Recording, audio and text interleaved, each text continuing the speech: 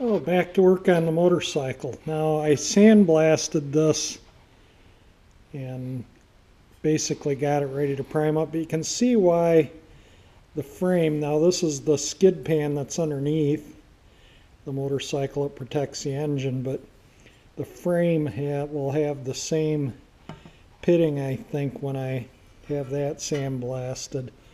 So that's why I'm not going to have it powder coated, because if this was powder coated, you'd see all that pitting.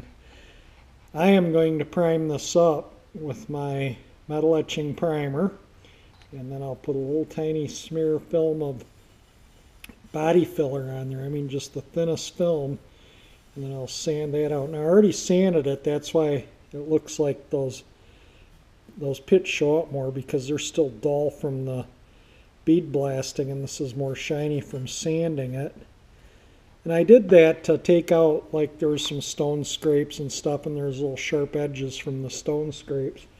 So I sanded it to get all the rough edges and, sharp, so when you run your hands on it, you don't feel anything sticking up. And I also went around and sanded all the edges so there's no sharp, and you can see this is where when they stamped it out. So they didn't put a lot of effort into making these things look, show quality. They made them to be ridden and worn out and thrown away, and so that you'd go buy new ones. That's how they stay in business, by making things that don't last. Primed up and ready for just put a little filler in for those pits. So I'm going to let that dry overnight, and then I'll put the filler on it. So I got the breaker plate assembly today and the centrifugal advance. I'm going to put them in. Pretty simple. You just take the little bolt that goes in the center there out. The assembly just slides off. So this is the old one, and you can see there's an index right there that goes in that. There's not one on that side, so it only goes on one way. So let's throw the new advance and throw it together and gap the points up. New advance is in place, and it comes with a new bolt and washer, and it has a little bit of thread locking material on the nut. So we'll get the advance in, then I'll put the breaker plate in, and we'll get the points gapped. Points packaging is still sealed up. I am going to wipe the points. Usually they put stuff on the points to keep them from corroding, so I will clean them with some cardboard. Works nicely. Time for the breaker plate. For all my younger viewers, with breaker points, you got to lube this little block here so it doesn't wear out. And they used to make, I don't know if you can get this anymore, but this is basically the lube for those right there that keeps that lubricated, and you put a little bit on this or drop oil on that. You don't want to get too much, you don't want oil getting in the points. If you can see that, it just takes a little bit on the leading edge of the block. So breaker plate's in, just left to gap the points now. Surprisingly, they're dead on. 15 thousandths, right on the money, and that is dead center between those two screws where you loosen this and this, and you put a little flat bladed screwdriver to kind of twist to move this to gap the points. But Honda must have designed it so they could throw it together without, or somehow they pre-gapped them, but it's spot on. Now that the points are in and gapped, I'm going to adjust the timing.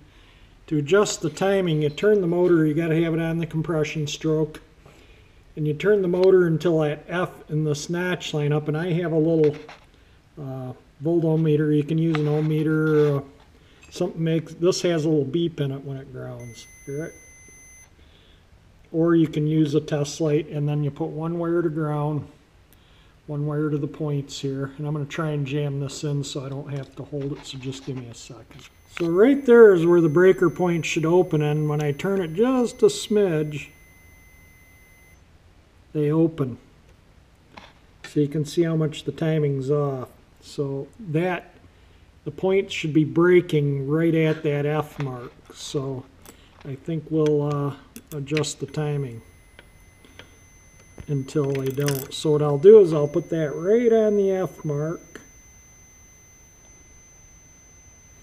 And then I'll come up here and move the breaker plate until that stops beeping.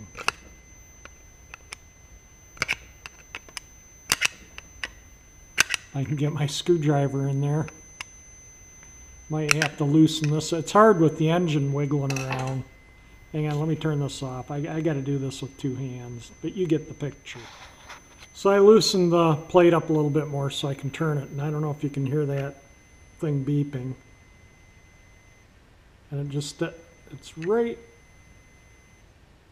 there where it breaks, and it just broke right there, and I mean it's just right on. You can hear it just came back on the beeper.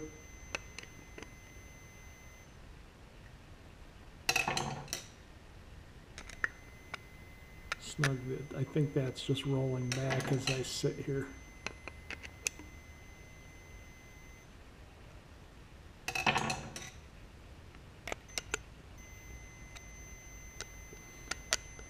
And as I tighten the plate, I think it moves a little too. Got the plate too tight now. But it's probably close enough.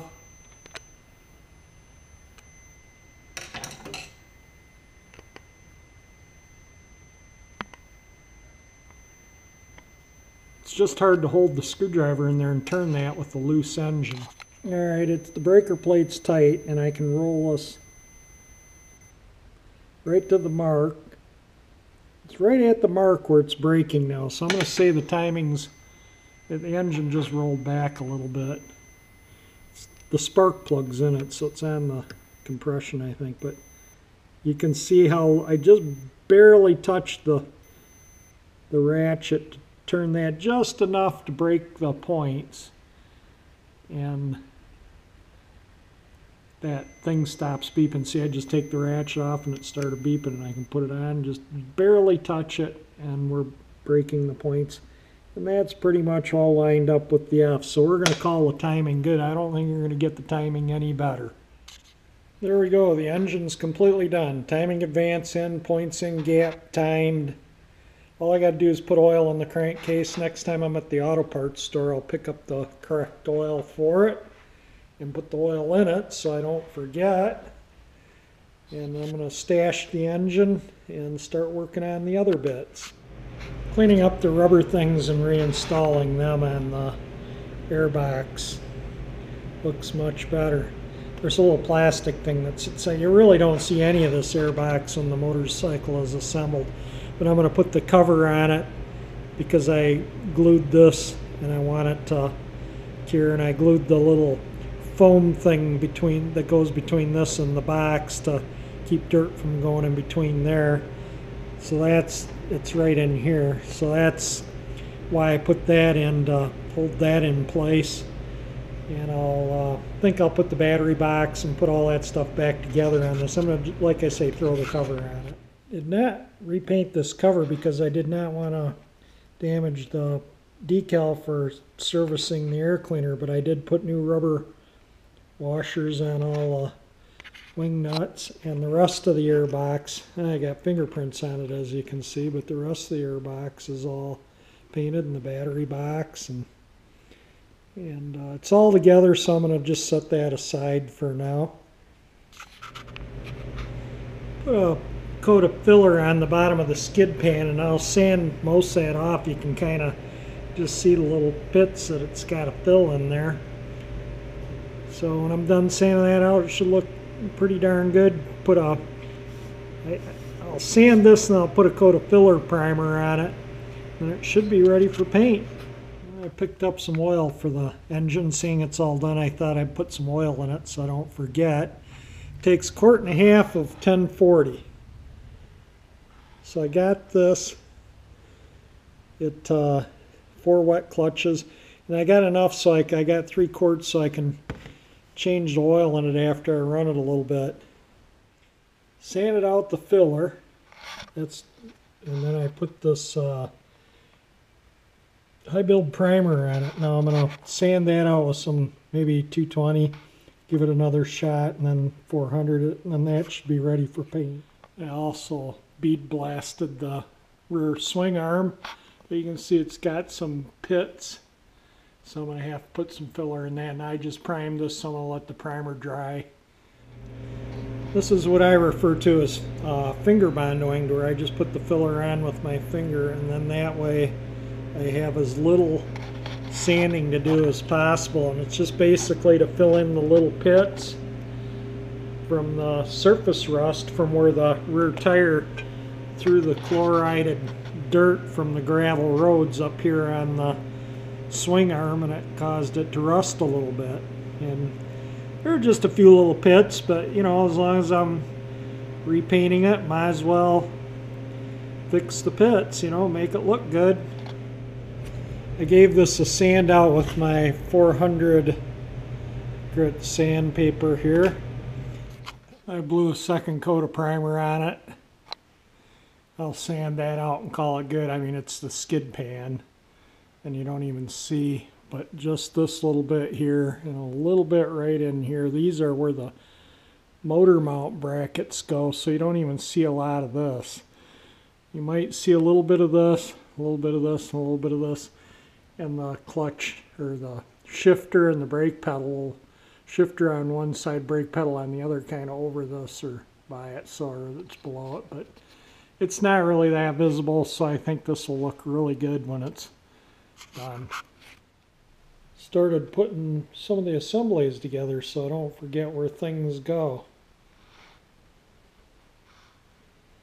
Where that right in there is where it goes on the triple tree. Goes right in here between that, and these are all bead blasted and ready for some zinc chromate and some satin black paint. On this, before the primer set up, I wiped out where the forks and this goes on the steering collar. Just don't think it'd be a good idea to build paint up on those surfaces. This is going to be a satin or a low gloss black, and I gotta buff all the chrome bolts. That nut was just pure brown with surface rust, and look at it, it just shines like brand new. It's just a little buffing. Sanded out the body work here, and you can see where the little pits were, and I'm just going to give that a shot of filler primer, and there was just a little bit on this side and one little spot right there. This is the underside.